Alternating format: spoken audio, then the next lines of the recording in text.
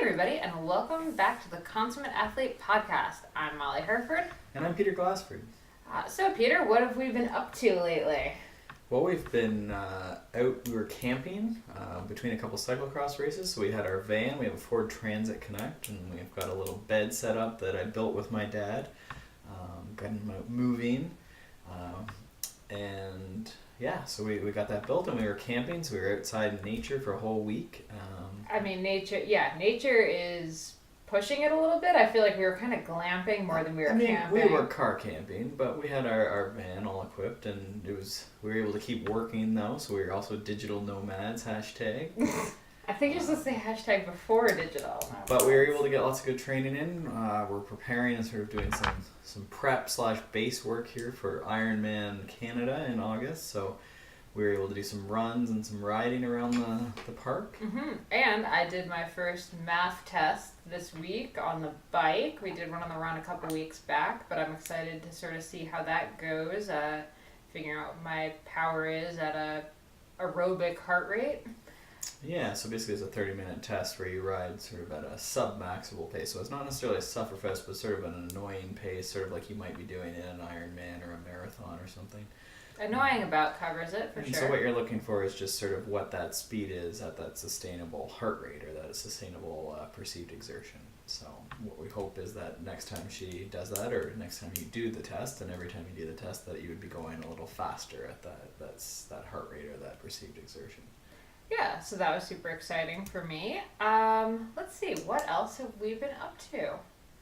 I fly to Belgium in a couple days. That's pretty exciting. Lots of cyclocross racing. Lots of cyclocross racing. Very excited to go over and see some of the world's best racing cyclocross.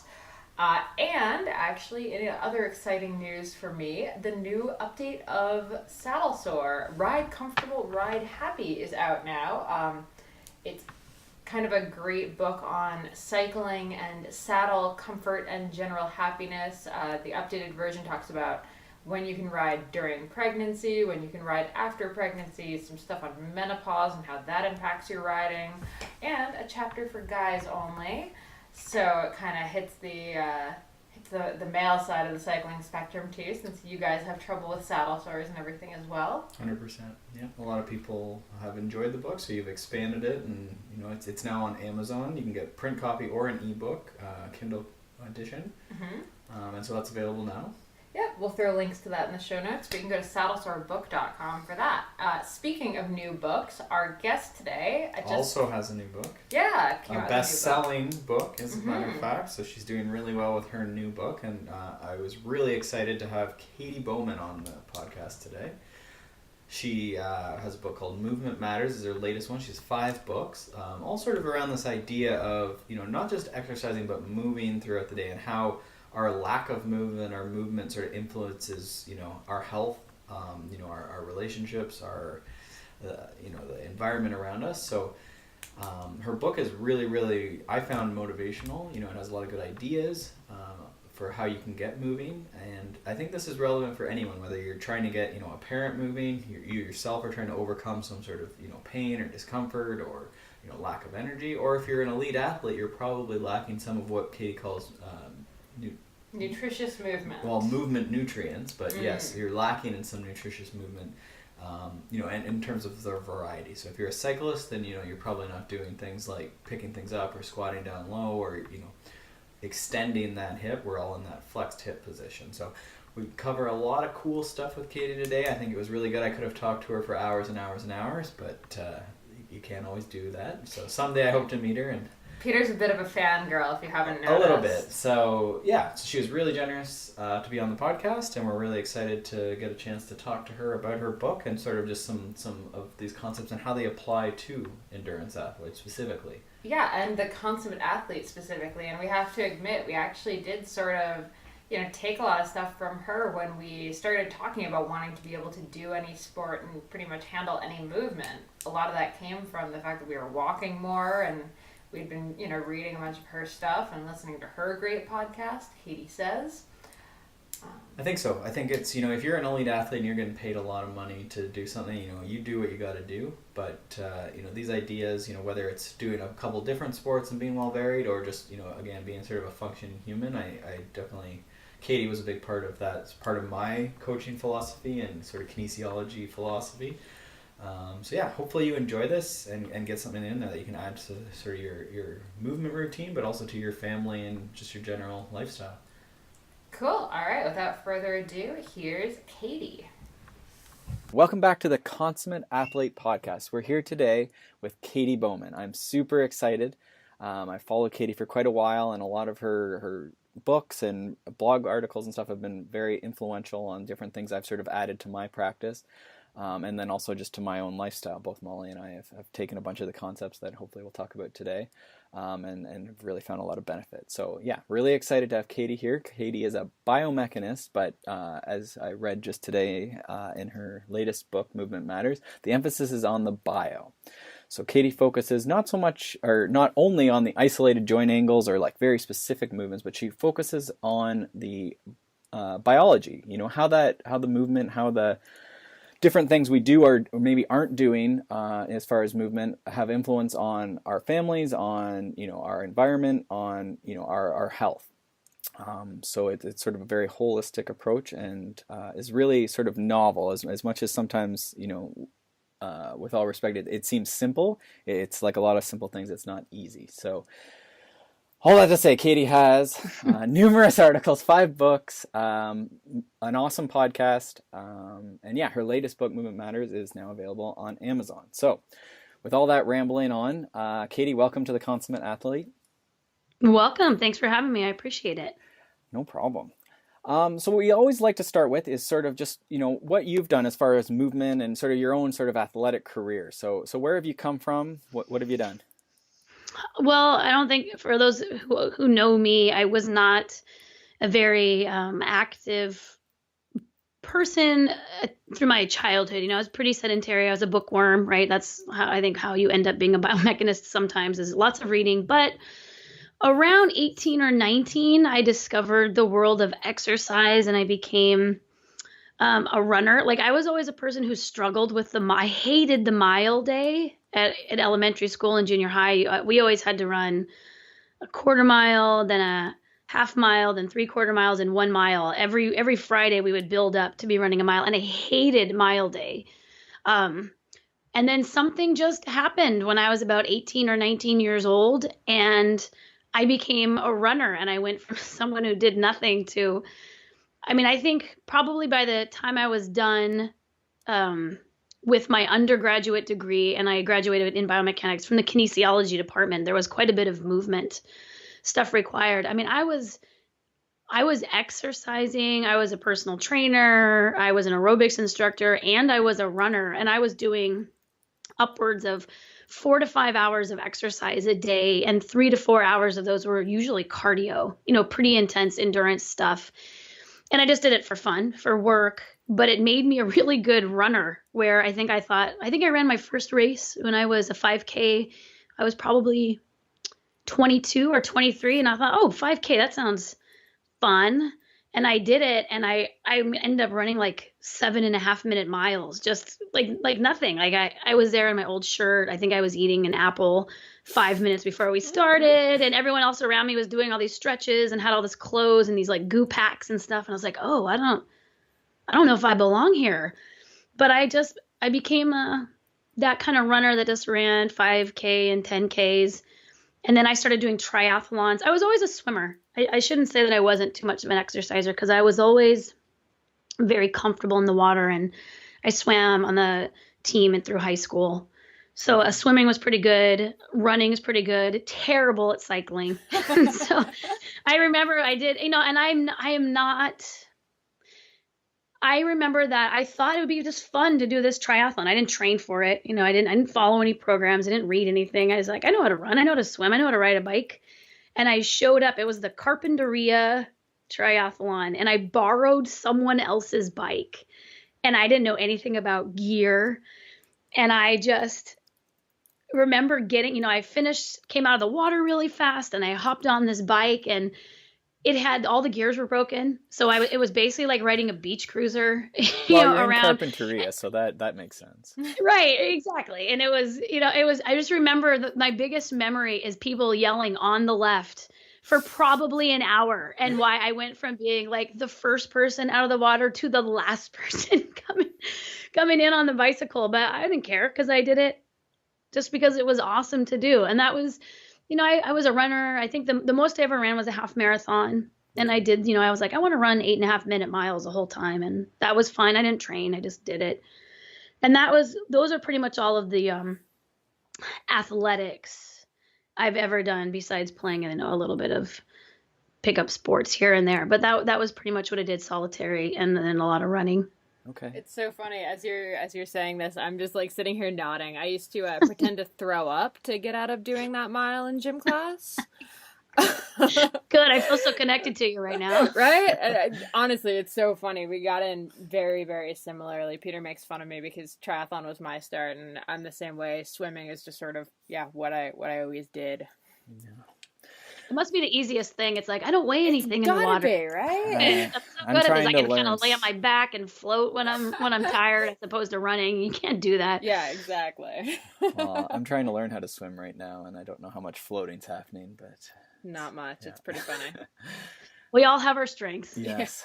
So now though you're doing, like, you've done a 37-mile walk. Have you? And you're doing that, isn't, if I remember right, that's like on your birthday. Usually you're doing your walkabouts. Is that?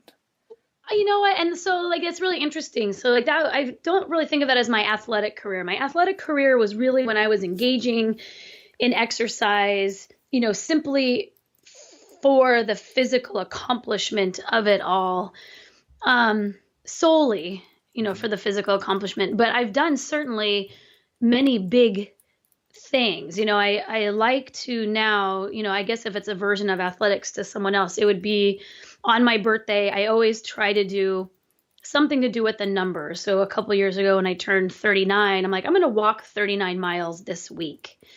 And when I turned 40, or maybe it was when I was 38. And then when I turned 40, we live in a particular area where you can walk for a very long time, like all the way up to this particular river, up into the Olympic Mountains. And I'm like, I'm going to walk, 40 miles for my 40th birthday. And so I have done stuff like that, Okay. accomplished lots of, smaller, I like treks that have a sense of accomplishment more so than just the mileage alone, like to be able to walk to a particular lighthouse or to, do a through hike or something like that, where you can kind of check it off the box as being this interesting experience. I definitely love those now. That's something I've carried on with.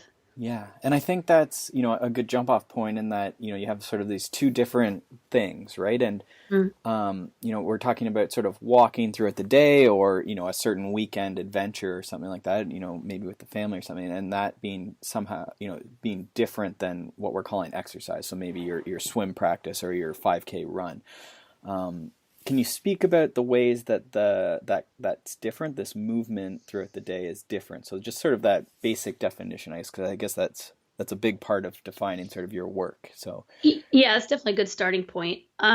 So a lot of the work that I do is, I only understood growing up in this culture that we all live in, and then going to school and graduate school and studying biomechanics and kinesiology departments. Exercise was my world. I never considered any other movement outside of exercise. I frankly didn't know any other movement existed. Someone asks you, did you move today? You just think, gosh, did I do my 30 minutes or my 5 miles or whatever? You're searching for that exercise box. But then I started to really, when I was in graduate school and in subsequent studies and books, was trying to break up, like, what is the difference between exercise and movement? How do they relate to each other? So movement is, anything that you do with your physical body. But exercise is really a rhythmic activity that you're engaging in for the sole benefit of extracting the physical benefit. Meaning you are exercising because you want the physical adaptations that come from it. And so in Move Your DNA, I talked about, if you have a tree and you're climbing the tree in the backyard for exercise, like say you're taking an exercise class and it's like, all right, everyone to the up top of the tree and back down, because you want to use the muscles in your shoulders and you want to make sure that your core is strong enough and your hips are mobile enough. And so you're doing it for the exercise. But if you were climbing that very same tree for the apples, you would be, the purpose of your climb would be to get some other thing that's necessary to your survival, where the movement is the byproduct of you getting something that you need. And so once I really started to go, wow, exercise is kind of, it's movement that's happening outside of everything else happening within your life, right? We have families and you have work and you've got hobbies, and a lot of times to exercise, you leave all of that to be able to just extract the physical nutrition out of what you're doing, and you're not necessarily developing any other aspects of your life. And then since I'm studying, biology and ecology and environmental and evolutionary history and medicine, and you're going, okay, well, where did movement used to happen? And so that's how I hold the difference in my mind. One is when you are moving and nothing else is really happening in your life except for those benefits. And then moving is, of course, any movement that you're doing where not only are you getting those physical benefits, but something else is also being facilitated during that bout of movement. Okay. Yeah, that's perfect. That's a perfect definition. Now, in your book, you tied the sort of, you further explain that concept, I guess, by saying, we used to have to get our food. We had to, go out and forage or whatever. And so when we were hungry, then we had to do some type of movement to then get that food. And I thought that was a really good way to sort of, explain sort of what, I guess, nutritious movement, which is another one of your terms that you've coined, what it is. So I guess, could you speak to why, like, an athlete, so say a cyclist, they're out there for several hours, 3 or 4 hours, and, they're doing this repetitive motion. What would they be missing, I guess, without being too leading, I guess, but what would they be missing as far as this nutritious movement? Like, what would they be lacking? Well, nutritious movement is a little bit different than movement ecology. So the idea of nutritious movement is that movement functions very similarly to dietary nutrients. So I delineate the two between, like, there are mechanical nutrients and there are dietary nutrients. There are other nutrients as well, but if we just wanted to hold those two nutrients in your mind, when you eat, there's not really good foods or bad foods as much as you need a very specific spectrum of foods, because your cells operate on the right amount of many different nutrients. And so when you have a nutritional deficiency, there's a very specific illness or a range of illnesses that erupts in people who are missing very specific nutrients. And so over time, when you see those same ailments, someone qualified in dietary nutrients, like, oh, those are symptoms of a deficiency of vitamin this or vitamin that. With movement, it's very similar, where you can take something good, like, let's say, cycling, which is, a perfectly fine motion.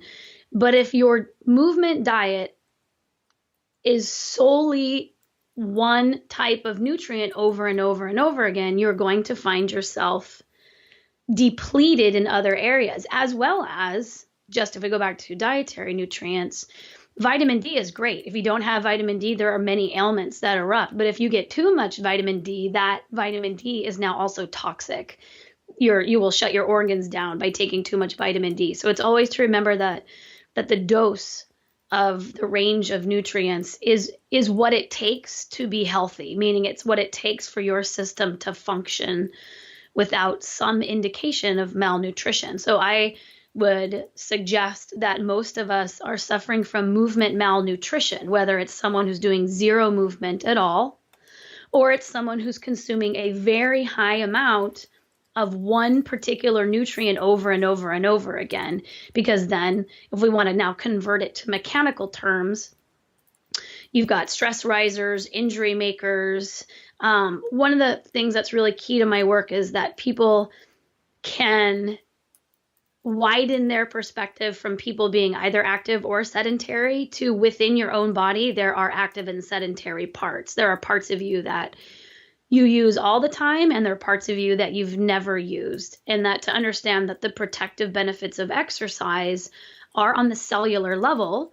And some benefits to exercise are global, meaning you can do something with one part of your body and thereby nourish all parts of your body. But you can also do things with one part of your body that doesn't do the same thing to all parts of your body as it's doing to that one part of your body. So, for example, if you're a cyclist, you're using your legs in a particular way, and that helps you adapt to that thing that you're doing. But when you transition to something different, like maybe like a bone loss is a big thing in cyclists quite often, or that you can actually start with a particular bone density in certain areas, and then after training, you can see a decrease in certain locations that have not had to be weight bearing due to the bicycle carrying the bulk of your weight. Okay. So that cycling, yes, there are definitely whole body adaptations, but there are also local ones within the body. And just because some whole body measures like your VO2 max or your resting heart rate are getting better, those don't necessarily translate to all of your cells receiving the same protective benefit of exercise. That it's complicated, and that your cells are all adapting to their particular mechanical environment, and that depends on the loads that you experience while you're moving. That's really good. Yeah. And I mean, when we started this Consummate Athlete idea, I think, that was sort of the idea, is we wanted, to branch out and be able to sort of participate in anything, right? And I think some of that came from, I had athletes that I'm coaching, and a lot of them are endurance athletes, and, I'm seeing them getting hurt. They try and go play pickup basketball, randomly one week, and boom, an Achilles tendon's gone, or, other kid wants to go play, whatever, and they jump on them and their back gets thrown out or something, right? And so I was sort of like, these people are pretty fit, but we're seeing like people are overweight, they're getting, like I say, injured in normal life, and I just like, there's just something missing. And so that's where a lot of your stuff, I felt like, made a lot of sense, is because most of these people are training maybe 8 hours a week, so like an hour, every weekday or whatever, and it's just really not accounting for, all the office time or all the commute time, or, not sleeping enough, or, all this sort of stuff. So that's, I think, where we got with this Consummate Athlete idea. And so I think the next thing I'd love you to sort of expand on is your idea of stacking, and how, even if someone did want to be a cyclist, that's what they love and that's what they're doing. How would they go about, enhancing their movement nutrition, or their variety, I guess, is another way to put it. Yeah. Yeah, I definitely think that, if you're drawn to being an athlete and your joy is bound up in there, that's great. We're not really even talking about that one thing that you eat or that one plate of food that you have every day, movement speaking, but it's about what you're consuming the rest of the time. So no matter who you are, athlete or otherwise, you need to look at your mechanical inputs throughout the day.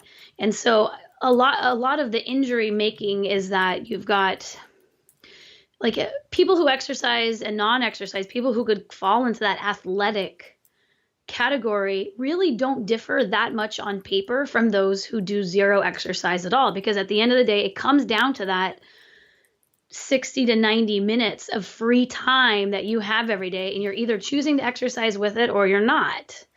And so again, that's not that much different. You're talking about 4% of your life looks different. If I was plotting your body graph, it'd be like a small blip in each day in which you got up and moved around. So the good news is like around that exercise time, you have ample time. You've got hours and hours to be moving more, but you just have to think about other movements besides what you do for fun. I always think of like, your athletics, that's like dessert almost, and you want to have it on a sound diet. And so right now everyone's pretty malnourished movement wise at the time preceding and following their bout of exercise. So we want to look at that time. That's the big idea. Now, the second piece that you're asking about, stacking is okay, I don't have time to move during that other time because I get up in the morning, I got to make breakfast. And if you're an athlete, you're probably already maybe stressed for time because you're trying to eat for your sport, right? Someone's told you that you need all these things. Now you're trying to like cook your own food. You're trying to source quality ingredients. Your Well, coach told you needed 2 more hours of sleep than you're getting. Okay, well, how, like, and your okay, and your significant exactly. other saying you need 2 hours less of this training. And Exactly, right? So like where do you get more time to move, Katie? Like that's the question. And the question is you get movement via the way people have always gotten movement, which is alongside all of the other things that happen within their life. So everyone has tasks that they have to do throughout their life. It's just we all mostly choose the sedentary form of the task. If you have to run an errand, you do it in your car. You want to spend time with your loved ones and your children, but you do it sitting down in a restaurant or driving them to somewhere and then sit down while they take a class. Like it's just the choices that we're making to fulfill our day-to-day obligations are the choices a sedentary culture will make. So an example of stacking that was in the book that I put in because I thought it was helpful for, so many people is my husband and I, like my husband is he's an ex soccer player. He still actually is a soccer player, but he's a super competitive soccer player. And both of us, were pretty heavy into athletics, maybe close to our 30s, before we had a family. And then we hit this kind of wall of we have kids and now we have we're grown-ups now. And we just don't have the time to do the things that we used to do. But, we have date night, right? Date nights when we go out, we're going to the movies and we're going to dinner. And then it was like, why are we sitting here doing this? Like we love to move so much. Why don't we swap date night for date hike? And it gives us all the same things that we want in our relationship, but it also allows us to not be sedentary in order to get it. Like sedentarism and romantic connection don't have to go hand in hand. In fact, for us, we were both always frustrated by how little we could move and how we always felt kind of stagnant. So it's a small switch, right? It's a different decision with how to spend your time. And then lo and behold, not only were we together, not only were we moving, the quality of time together felt that much better because we were also doing the thing that we wanted to do. Like movies are fine, but I feel way better. That's why people go out and exercise. You feel better after exercising than not. So why don't you support your relationships and your family time and your work with more movement? And it just requires that you change, that you expand your idea of how a task can be accomplished. That's what stacking is. And I think that was your point in the book, that it's not multitasking. It's in fact, thinking about what your value is, I think is the term you used, and then just sort of figuring out how you can accomplish that differently. Yeah, I mean, we all have to be productive, but there's nothing, productive at work. You're recording a podcast. We're working throughout the day. We're working on our computers. But there's nothing that says that desk and that chair has to go that my laptop only works when my butt is connecting some sort of circuit in my chair. Like it doesn't work that way. That you can suggest that you take a meeting out on a walk. All those business goals you can outside or on the go. So that's the books that I write are simple strategies. Right. And I think we definitely have enjoyed this idea of going for walks to get groceries or, walk around town and visit people. And it's been really good. It's a good chance to talk and everything else. So I think definitely as far as, getting some of this movement in, it definitely starts being definitely additive. Like it's not finding. Hello? Hello? Oh, hello. I think I just lost you. Yeah, I was just saying it's definitely good going and walking together. I think is something we've definitely enjoyed and taken from your work for sure, is going out and getting groceries and going for a walk and going and visiting people or whatever can definitely be done like that versus driving to the grocery store. And that's definitely something we've enjoyed. So that's, I think, as far as an athlete then, if we look at the day, if they, they have their training, but then they might come home and, like you say, they might walk with the kids to the skate park, or they might walk to class, or, go pick the kids up or even at if they're school. tired, if you're tired, you can sit down, but you don't have to flop into your couch. So I think that movement doesn't always have to be, I mean, the difference between when you're an athlete, the intensity that you expend is fairly high. And so there is this, I would say, for a lot of people, a feeling of exhaustion. But I think that you can consume your rest time in even a more dynamic way, right? So instead of sitting on the couch, you can sit on the floor. And just by doing that, you're essentially doing your recovery stretches, right? Like, I mean, when you as a coach, I imagine that most of your athletes are given, 5 to 10 correctives maybe for their particular joints, muscle imbalances.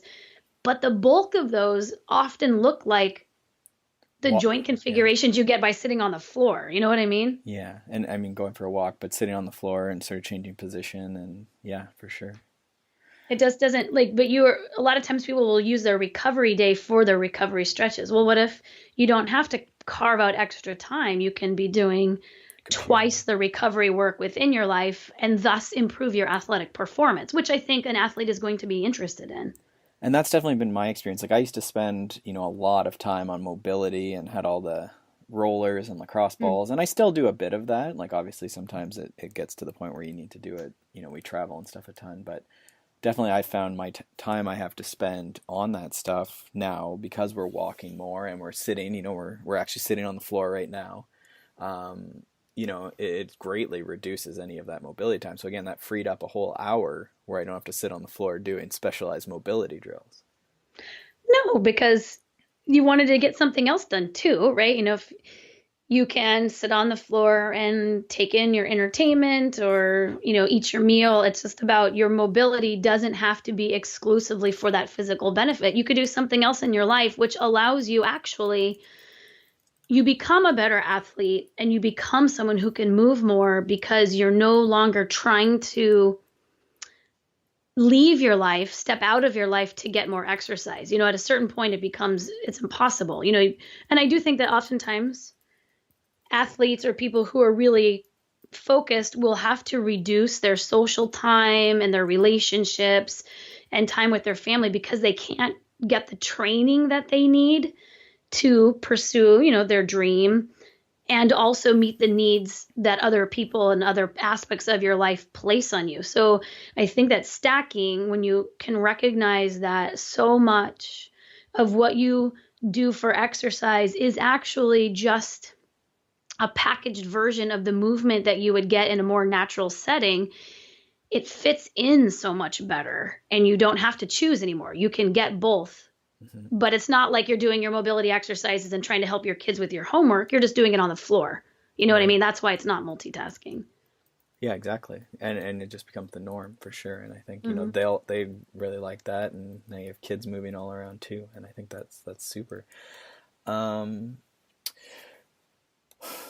So from there, what I'm wondering is if you can talk about, there's a lot of these sports things like rock climbing, cycling, just sports shoes generally, shoes in general, have really narrow toe boxes, and people end up, we just had a friend who ended up getting surgery on a huge bunion from cycling shoes and walking around in cycling shoes for years.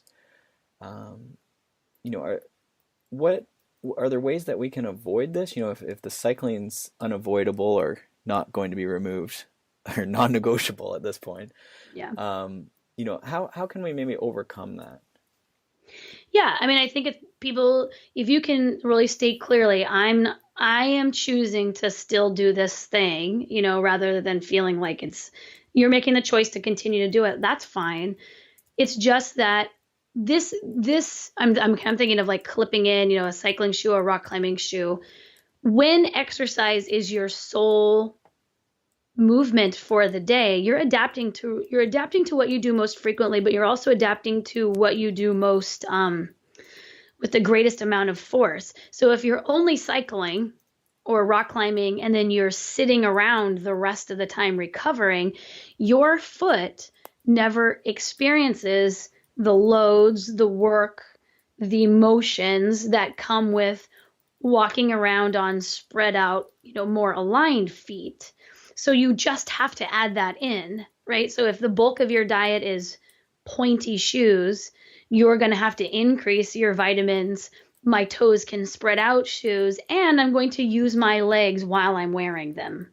So that you just have to add that, and you want to make sure that none of the other shoes that you wear look like the shoes that you're doing that small bout of exercise. And those are your exercise shoes for that sport. They're not the shoes that you wear through the rest of your life, So you do like anything else. You train your feet to offset some of that accumulative adaptation that your sport brings about. Mm-hmm. Mm-hmm. And that would go for, people who are, high heels are one of the big ones too, I guess, they're so, that gets, even the raised heel, I guess, gets into that. But, definitely just considering, if you're a rock climber or a cyclist, then, can you negotiate the high heels out most of the time, right? Well, I mean, yeah, if you're going from rock climbing to high heels, you're essentially training your toes together muscles all of the time, and you are not training your toe spreading intrinsic muscles ever. So I would expect people to start having issues of their feet, knees, and hips simply because they have atrophy in foundational places. Mm-hmm. Mm-hmm. So, I mean, a simple one would be people just not going barefoot, not wearing shoes in the house and stuff, right? Would that be, a fairly straightforward way to minimize?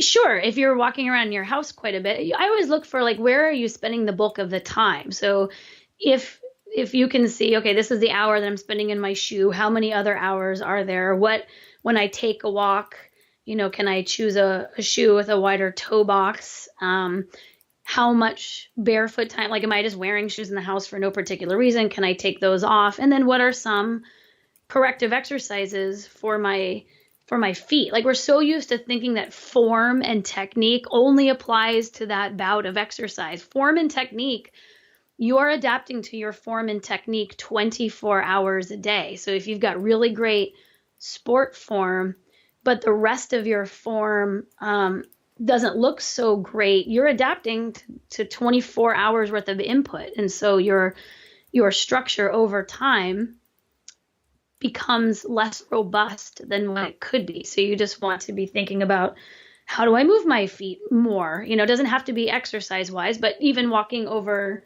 varied terrain, right, is different angles, like cross training for your feet. So if you're always walking on flat, you could also just swap your flat ground walking for something a little lumpy or bumpy and choose a minimal shoe over something super stiff. And what you are doing is moving. It's not only moving more, you need to be moving more of you. So you're moving more of you. Awesome. So I want to keep on the running, sort of walking thing. I have a quote from, I think it's from your Gate 101 article on your website, which I'll link to. And it says, "Don't confuse the minimal footwear barefoot movement with a running trend. Every human needs to be able to walk correctly before they run, and shoe characteristics as we know them are interfering with the health of the entire body." About that, I'm wondering, how do we know when we can run? Well, I mean, you can run whenever you can run. The question is, at what point is at which point is my foot? Are you talking about barefoot? Is that what you're talking about? The minimal footwear barefoot? How to know when you should start running with that, or just before? When does anyone get to run? Yeah, I'm thinking more generally. Is there a time when you feel like someone's they're not runners already, but they might even be a runner who is very injured all the time. Mm-hmm. So I'm wondering, from that quote and that thought. Is there sort of something that you're looking for as far as the walking that indicates that then you're able to run? Well, I think of the with nutrients. If we think of movement in terms of nutrients, running is kind of like a rare nutrient. It's not something that you necessarily need to consume a ton of, mm-hmm. but normally it would be coming. So if we're talking about just humans, movement's natural to the humans, you're going to be walking. Say you had nothing, right? You don't have a refrigerator, you don't have a car, You don't have a house. There's no grocery stores. You're on foot, right? You're trying to move around to get your stuff. So you're not sprinting around trying to get it, nor are you usually running. You've got this base that you've been doing your entire life where you've been walking, 3 to 10 miles a day. You squat up and down, you sleep on the ground, you're constantly getting up and down, you're digging and pulling. You might do a sprint here, sprint there, maybe you're running a little bit here or there, but all of that is the physical foundation upon which your running is built. So you take this thing that's upright, whole body, involves the feet, the knees, and the hips, and it's, you're bounce, bounce, bounce, bounce, bounce, very repetitive, but your other structures are very sound. If someone is not sure, like, wow, do I need a stronger base of physical skill upon which to run with my add running too, I would say use your own body of evidence. What are your injuries like? How are your feet, your knees, your hips? How many braces are you wearing? What's taped up? How many ibuprofen are you taking? These are all technologies that you are using to continue running, as opposed to making shifts in your physical structure, your strengths, your skill, so that you're not receiving these indications for your body that your current behavior isn't really working for your body. It's not sustainable. It's like if you think of your body as an ecosystem, there are some clear signs of your current behaviors not being sustainable. So just make a list, I would say. And then if you're clear, then looks like you're good. But if you're not clear, you might want to step back and be like, you know what, maybe I'm going to shave a little bit. Like my feet really hurt. If I do a big run, I really can't walk for 3 or 4 days. Well, that's not great for your metabolic health and your overall systems that require movement. So if your running is reducing your capability of moving, again, not really sustainable or healthy. You can be fit and not necessarily be healthy. Right. I think that's a great answer. And I think, it might be going sort of the opposite way. Maybe the quote was talking in that if you're a current runner, sometimes, adding in some walking, which a lot of runners and athletes are sort of reticent to do. But I mean, run walks and stuff even are really good. But I think, like you say, if you could get in a bunch of walking every day for a week, and then instead of one, crusher run that leaves you crippled for the rest of the week, you'd probably be way fitter and healthier and happier at the end of it. Why reticent to run, do you think? I mean, to walk. Like, what's the reticence? I think because they're runners or they want to get a good workout, right? And so that's the challenge I've had is like, I have cyclists and it's off season and it's Canada. So, the thing that happens almost without fail, I think I'm getting slightly more successful at it every year, but you have your fit cyclists finishing cycling season, weather's getting a little crappier, it's cross training season, they'll have a workout that's like maybe, a walk run that's like really like 4 minutes of walking, 1 minute of running or something, just a very basic intro sort of thing to running. And it'll turn into 30-minute, like a 5K, like full out, because they're really fit, right? Like they have the cardiovascular ability, but like they have zero, lower leg, anything, right? Like again, getting back to Achilles and everything else and foot and, foot's out of the cage and everything else. So yeah. I think that I've always been most successful. Like I try not to touch people's workout. Like your workout is fine. The problem is the other 23 hours. So you don't have to decrease your workout high. You need to decrease your sedentary behavior, which is all the other time. And then I find that athletes rise to that occasion because no one wants to be sedentary. They don't want to pull back from their workout, which is totally understandable. It's hard to get that intensity. So when I'm talking about adding walking, it doesn't even necessarily mean that you have to reduce anything else except your sitting around time, right? So then you can look at, like, if you want to wear that fit, active, healthy label, you have to earn it. If earning an athlete badge or an active person badge took more than working out for that 1 hour, maybe we should come up with a Boy Scout, Girl Scout system. Yeah.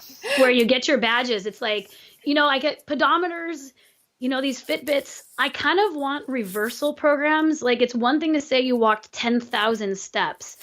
It's another thing to show you that you didn't walk 8.5 hours. You know what I mean? Like, it's 10,000 seems big. 3 miles seems big, but when you compare it to the capability of a human and the amount of time that could have movement in it, you realize that we're talking about percentages that are like less than 10%. And that's, I think if we could reframe it, it would be more motivating than it is, because it's 10,000 of something. I already did 10,000. I can have a break now. It's like, well, what about 9 hours of sitting? How does 9 hours of sitting feel?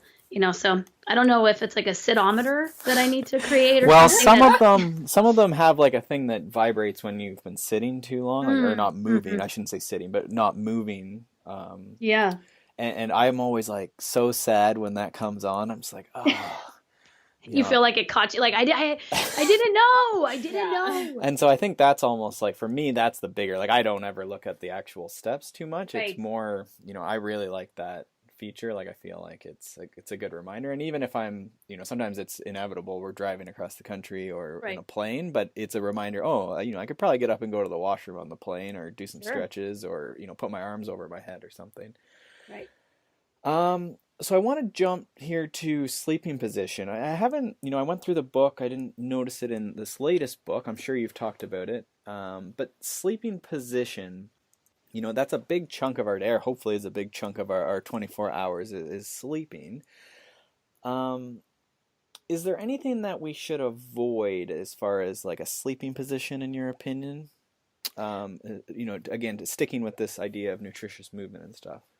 My biggest writings on sleeping are in Move Your DNA, which is, we have a hard time moving out of we have a physical adaptation. You're mostly adapted to the amount of time that you spend sitting, because that's what you do most frequently. And then you add to it, your sporting, your athletic event, which looks remarkably, it's usually pretty linear, right? It's got hip flexion, knee flexion, and your spine's flexed forward, whether you're cycling or running.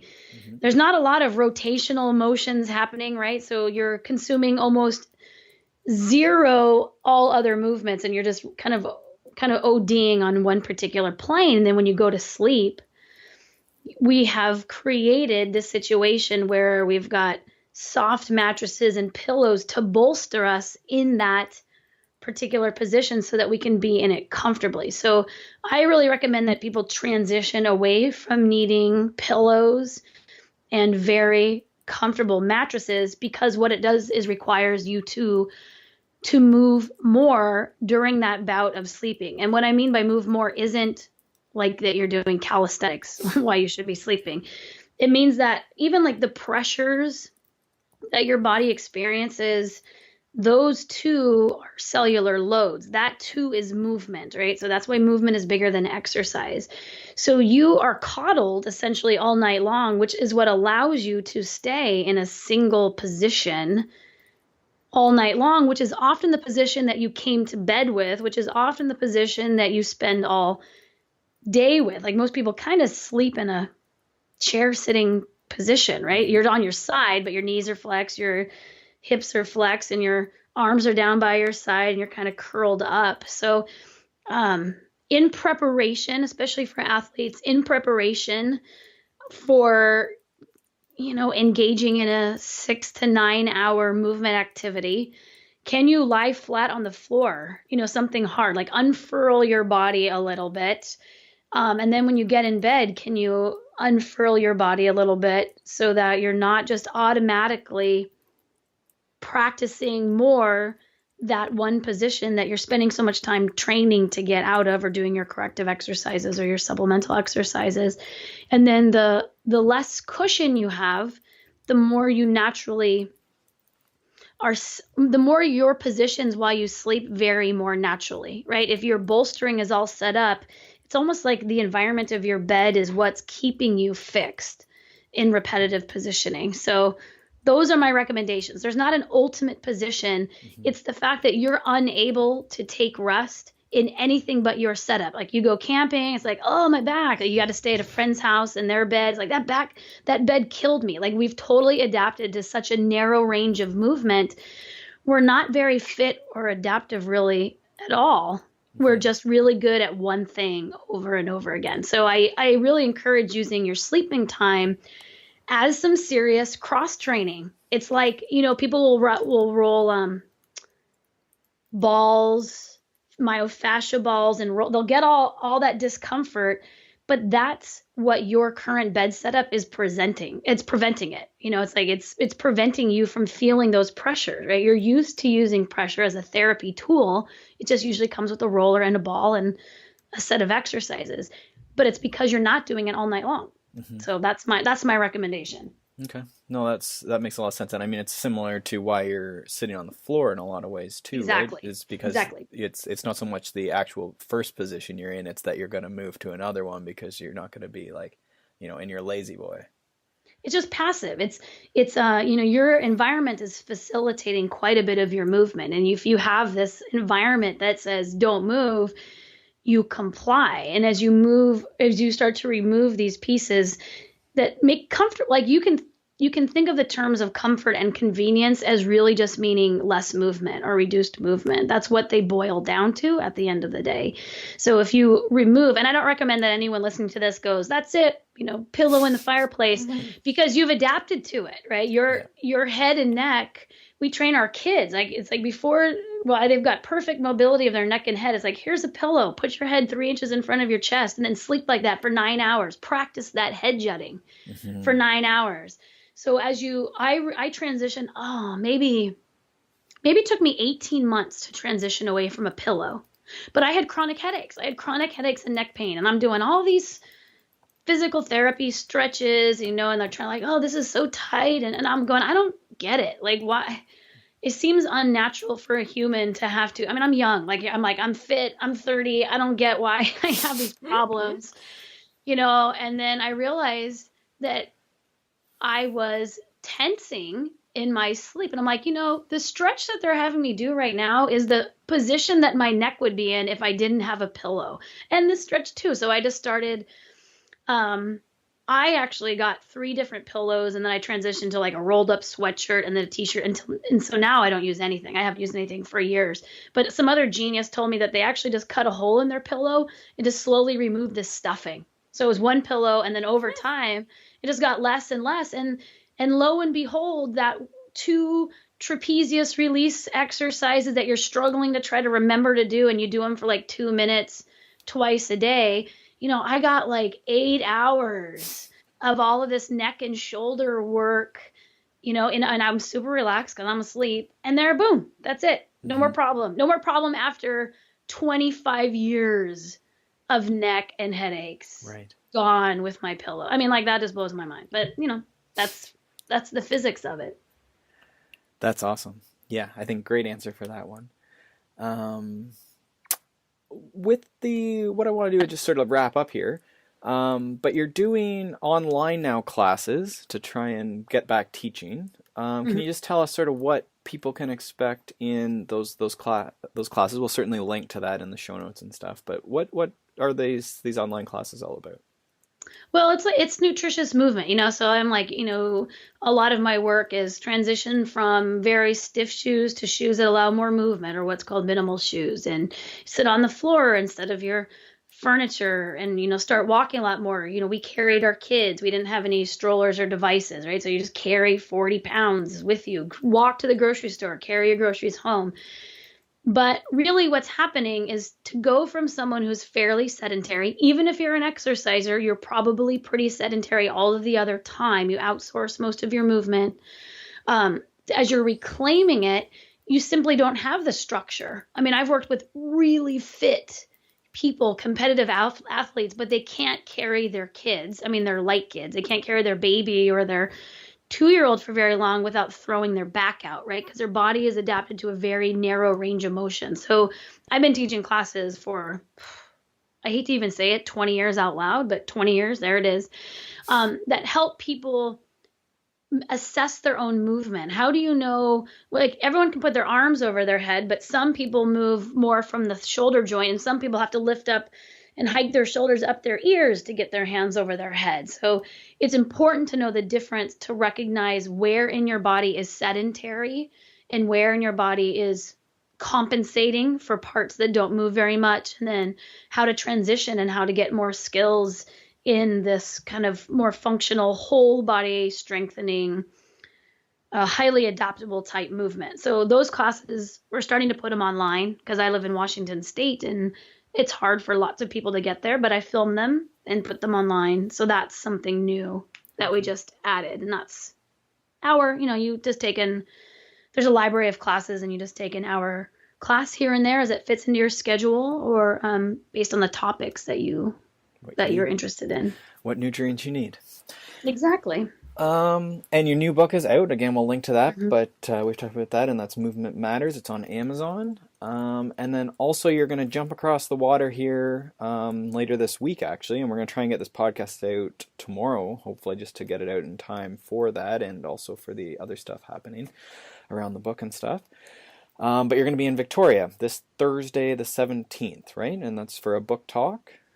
Yes, I'll be doing Q&A for all my books. Movie or DNA was my biggest book. And then Movement Matters. It just became a bestseller yesterday, so that's exciting. Since it's not even supposed to be out for 2 more weeks. I was going to say, because I was like, I'm like, I want to get it here ahead of time. And then I was like, the 30th. And then I looked it up and it still said the 30th. And then it's like, you can get it by Friday. And I know, it was a weird printing anomaly where, books never get printed early. It's always like rush, run to the wire. And it got printed early. It got sent out to Amazon early. It was record early, 3 weeks ahead of time. So that's why it is maybe the only bestseller that is one. So before its actual pub date, which is 2 weeks from now. That's like record holding there. Then. It is. Right. But you're gonna need to put that on like all your Twitter and stuff. That is crazy. Bestseller before it's out. Before it's even out. There's like there's a rap lyric there for sure. I'm sure Harry Potter probably gets that. It's like I'll snore for whoever wrote Harry Potter. She's like, tell me something else I haven't done. Right. But so I'm going to be talking about all my different books. But yeah, Movement Matters is the book where I'm really trying to say that your movement matters as part of the ecosystem. It's part of what's taxing your lack of movement is what's if you could move more, it would not only make your own physiology better, but the dynamics of your family, the dynamics of your community, the global community, and the environment. They are all directly impacted by how much you are or are not moving. And so it's fun to explore. It's a whole different perspective on movement, I think. It's really exciting. Yeah, really motivational. And I think it's the beauty thing is that it's not, prescriptive or talking down to anyone, but it provides some ideas. It provides some examples from your life and, different other people that are part of that and part of your experience. But it's good. I think it's what a lot of people need, again, whether those are people struggling to move or, like you say, the high-end athletes who are, going to have inactive parts.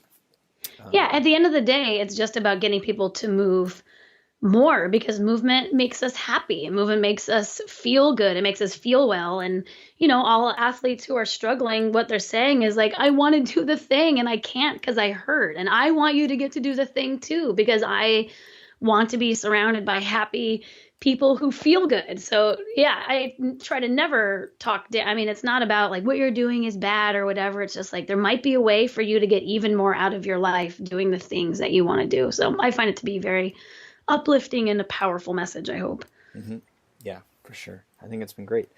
Mm-hmm. So again, we'll link to all Katy's stuff. You can check her out Twitter and Instagram. That's at NutritiousMBMNT. On Twitter and Instagram, and Facebook is also a good place, at Nutritious Movement.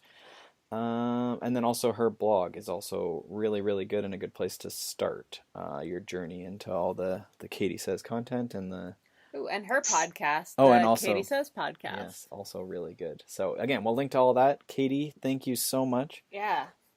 Thanks, guys. I appreciate it. And good discussion. All right. Well, thank you. Good luck in Victoria. I'm sure you'll have a great time. Yeah. Have an excellent, safe travel, and hopefully we'll be on the West Coast at some point when you're there. Yeah, hopefully someday get up there and we can participate in a class firsthand. But or we'll meet in Jersey, one way or the other. Oh, there you go. We'll go to the diner and away we'll go. It'll be great. We can stand at the counter. That's like a midway point, right? Oh, yes. Exactly. Yeah.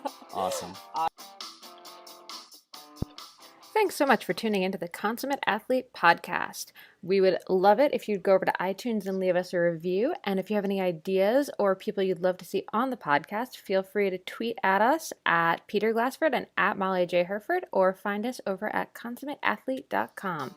Thanks for listening, and we'll see you next time.